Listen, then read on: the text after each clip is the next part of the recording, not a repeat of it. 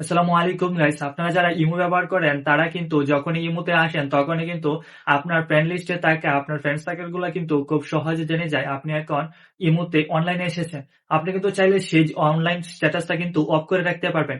অর্থাৎ আপনি যখন অনলাইনে আসেন তখন কিন্তু আপনার আইডির পিছনে যে সবুজ বাতিটা জ্বলে সেটা কিন্তু আপনি অফ করে ফেলতে পারবেন। সেটার জন্য মাত্র আপনাকে দুইটা সেটিংস করতে হবে।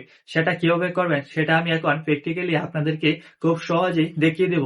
এতে আর আপনি অনলাইনে আসলেও কেউ আর বুঝতে পারবে না যে আপনি অনলাইনে আছেন নাকি অফলাইনে আছেন। আর সেটা এখনই আপনাদেরকে দেখিয়ে দিচ্ছি। এজন্য আপনি চলে যাবেন আপনার ইমোতে। আমি চলে এসেছি এখন আমার ইমোতে। ইমোতে আসার পর আপনার উপরে যে প্রোফাইল আইকনটা আছে ছবি দেওয়া, সেইটাতে একটা ট্যাপ দিয়ে দিবেন।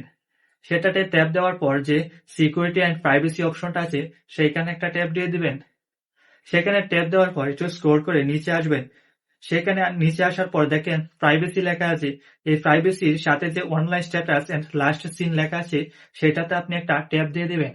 সেটাতে একটা ট্যাপ দেওয়ার পর এখানে কিন্তু দেখেন এভরিওয়ান করা আছে, অর্থাৎ আপনার ফ্রেন্ড লিস্টে যতগুলা লোক আছে তারা কিন্তু সবাই আপনাকে দেখতে পারে আপনি এখন অনলাইনে আছেন।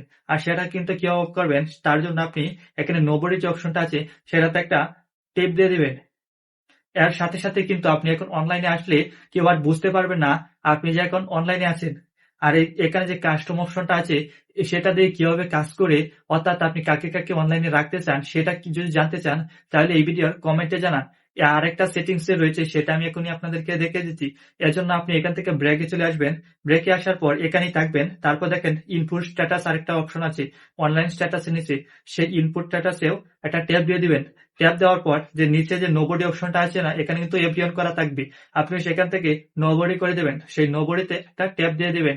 দেওয়ার সাথে সাথে কিন্তু আপনার কাজ সম্পূর্ণ শেষ। এখন আপনি সারাদিন অনলাইনে থাকলেও কেউ বুঝতেই পারবে না আপনি যে অনলাইনে ছিলেন। এই ভিডিওটি যদি আপনার কাছে হেল্পফুল মনে হয় তাহলে একটা কমেন্ট করতে ভুলবেন না। এরকম ভিডিও যদি আপনি চান তাহলে কমেন্ট করতে পারেন। আর যদি ভিডিওটি ভালো লাগে তাহলে একটা সাবস্ক্রাইব করে আমার পাশে থাকতে পারেন।